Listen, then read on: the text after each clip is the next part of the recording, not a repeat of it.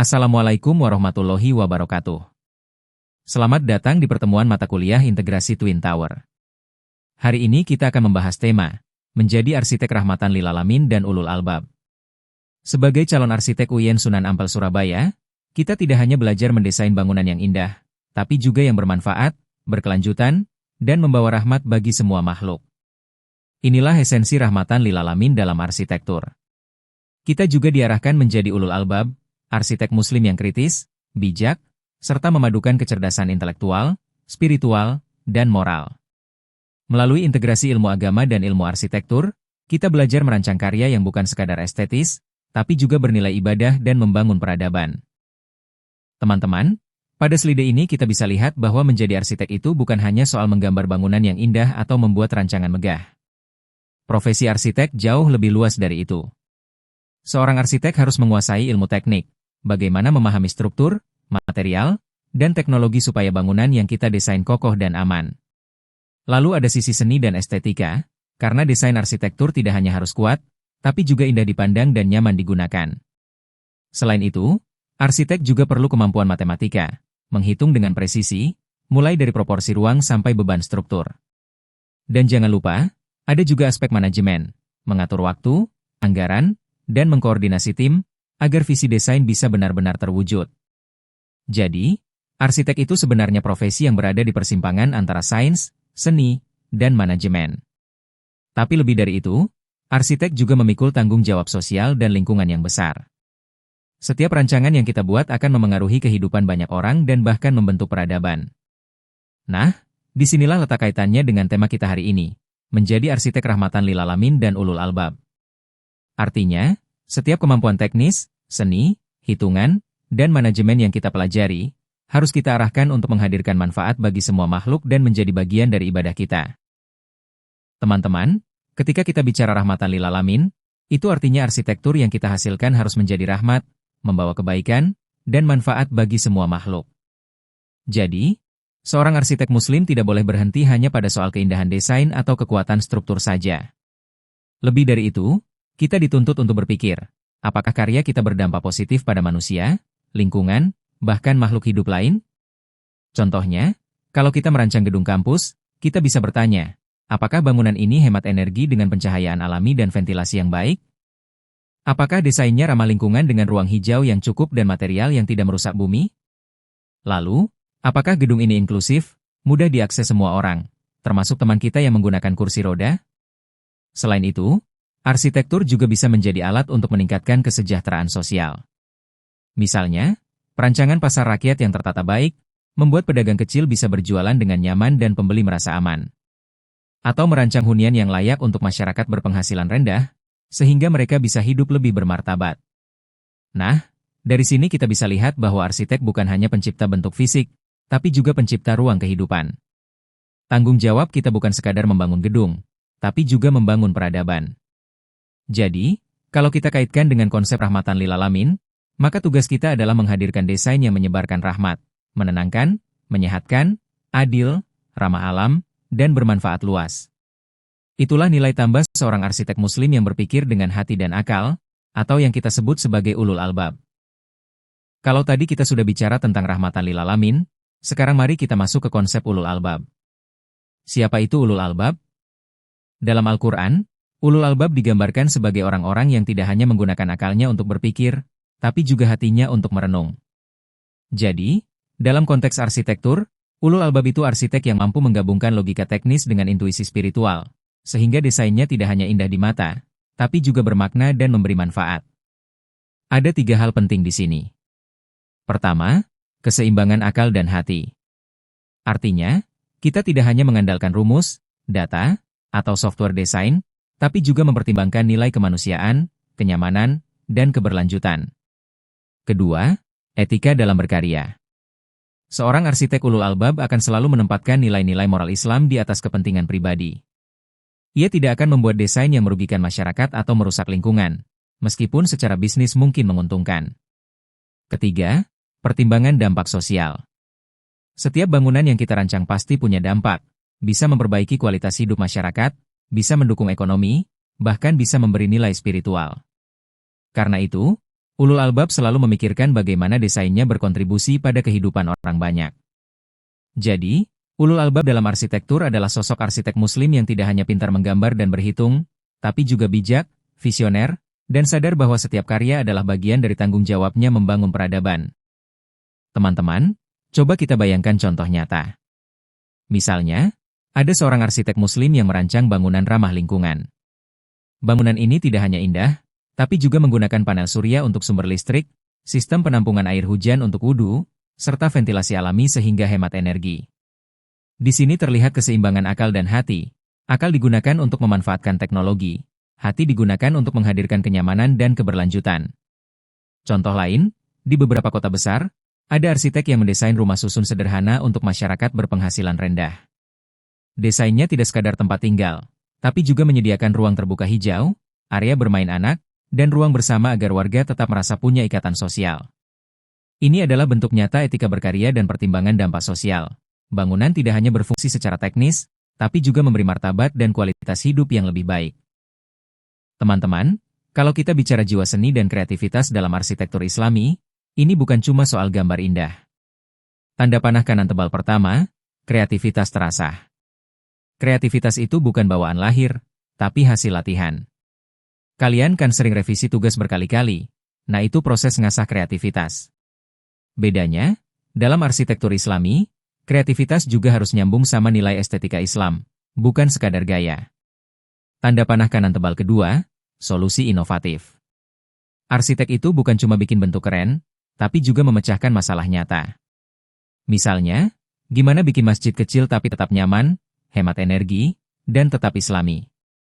Jadi desain kita nggak berhenti di gambar, tapi jadi solusi. Tanda panah kanan tebal ketiga, warisan klasik. Kita punya warisan luar biasa dari masjid-masjid klasik. Tugas kita bukan cuma meniru, tapi ngembangin sesuai zaman. Jadi pola-pola Islam bisa hidup lagi dalam bangunan modern, tapi tetap relevan sama kebutuhan sekarang. Jadi, arsitek muslim itu ibarat jembatan, menghubungkan seni, fungsi, masa lalu, masa kini, dan juga nilai spiritual dengan dunia modern. Teman-teman, mari kita lihat studi kasus tentang masjid. Kita sering anggap masjid itu hanya tempat sholat, padahal sejarah Islam menunjukkan masjid adalah pusat peradaban. Pertama, fungsi ibadah. Masjid harus memberi kenyamanan dalam beribadah. Akustik yang baik bikin bacaan Al-Quran terdengar jelas dan meresap. Jadi arsitek bukan sekadar mikirin estetika, tapi juga bagaimana ruang bisa mendukung kehusyukan. Kedua, pusat pendidikan. Sejak zaman Rasulullah Shallallahu Alaihi Wasallam, masjid itu tempat belajar. Ada halakoh, ada kajian, bahkan diskusi ilmu pengetahuan.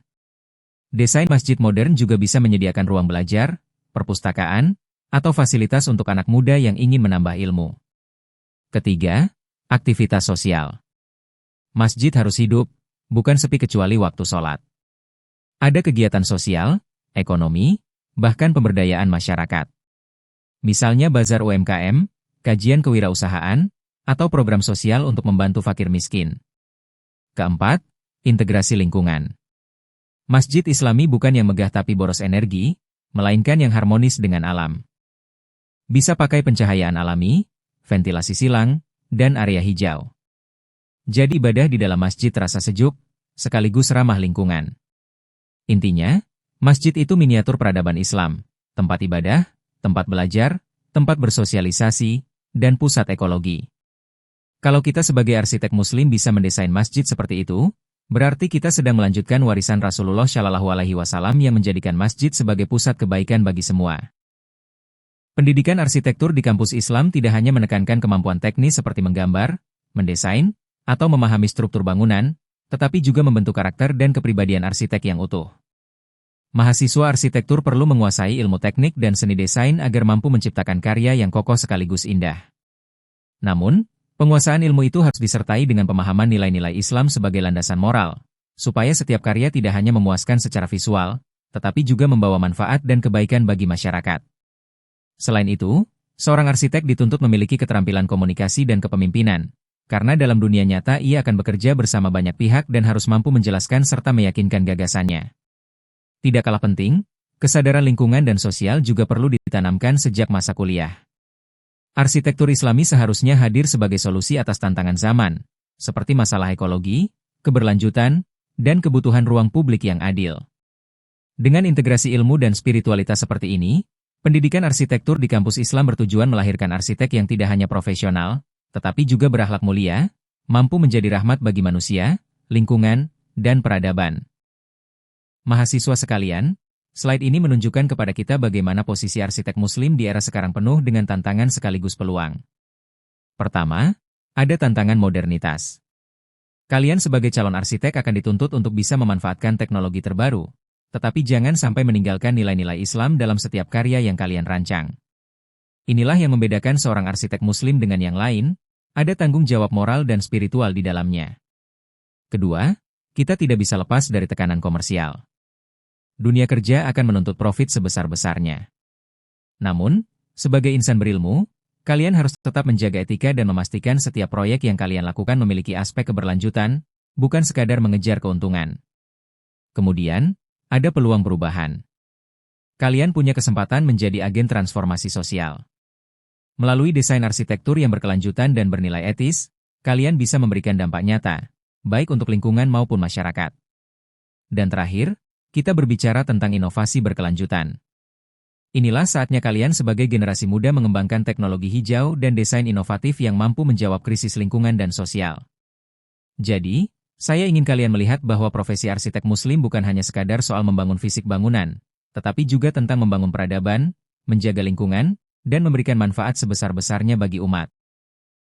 Mahasiswa sekalian, 4 langkah ini bukan teori yang jauh dari kehidupan kalian, tapi bisa langsung dipraktikkan sejak di bangku kuliah. Pertama, penguatan kompetensi teknis.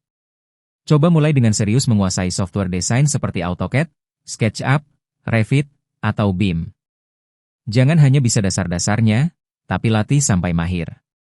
Selain itu, manfaatkan tugas studio untuk benar-benar mengasah pemahaman tentang struktur dan material. Kedua, pendalaman spiritualitas. Kalian bisa biasakan setiap kali membuat desain, tanyakan pada diri sendiri, apakah desain ini bermanfaat, ramah lingkungan, dan sesuai dengan nilai keislaman? Misalnya, pikirkan pencahayaan alami agar hemat energi, atau tata ruang yang mendukung aktivitas ibadah. Ketiga, pengembangan kepemimpinan. Ini bisa dilatih lewat hal-hal sederhana, seperti memimpin kelompok saat tugas, berani mengambil inisiatif, dan bisa bekerja sama dengan baik. Ingat, dunia kerja nanti kalian akan memimpin tim, bukan bekerja sendirian. Keempat, implementasi berkelanjutan. Mulai biasakan berpikir tentang solusi hijau dalam tugas-tugas kalian. Contohnya, gunakan konsep daur ulang material, desain yang hemat energi, atau bangunan yang bisa meminimalisir limbah. Jadi, langkah-langkah ini bukan hanya untuk nanti setelah jadi arsitek profesional, tapi bisa kalian jalankan dari sekarang. Kalau dibiasakan sejak mahasiswa, kalian akan jauh lebih siap menjadi arsitek Muslim yang rahmatan lil alamin dan ulul albab. Mahasiswa sekalian, mari kita renungkan kembali. Seorang arsitek Muslim bukan hanya pembuat bangunan, tetapi juga penjaga sekaligus penerus peradaban Islam. Kalian memiliki misi mulia, menghadirkan karya yang tidak hanya fungsional dan indah, tetapi juga membawa rahmat serta kebijaksanaan bagi umat manusia dan alam semesta. Ingat juga, setiap desain yang kalian buat akan menjadi bagian dari warisan peradaban. Karya itu akan berbicara untuk generasi mendatang, mencerminkan nilai-nilai luhur Islam yang kita junjung. Karena itu, penting bagi kalian untuk selalu menanamkan ilmu, seni, dan keimanan dalam setiap proses berkarya. Saya ingin menutup dengan satu pesan. Mari wujudkan arsitektur yang membawa kebaikan dunia dan akhirat, melalui integrasi ilmu pengetahuan, seni, dan keimanan yang mendalam. Dengan komitmen terhadap keunggulan teknis, etika Islam, dan tanggung jawab sosial, kalian bisa menjadi pionir dalam menciptakan lingkungan binaan yang berkelanjutan, bermakna, dan memberi manfaat luas bagi umat. Semoga ilmu yang kita pelajari hari ini tidak berhenti di ruang kuliah, tetapi menjadi bekal nyata ketika kalian berkontribusi bagi masyarakat dan peradaban.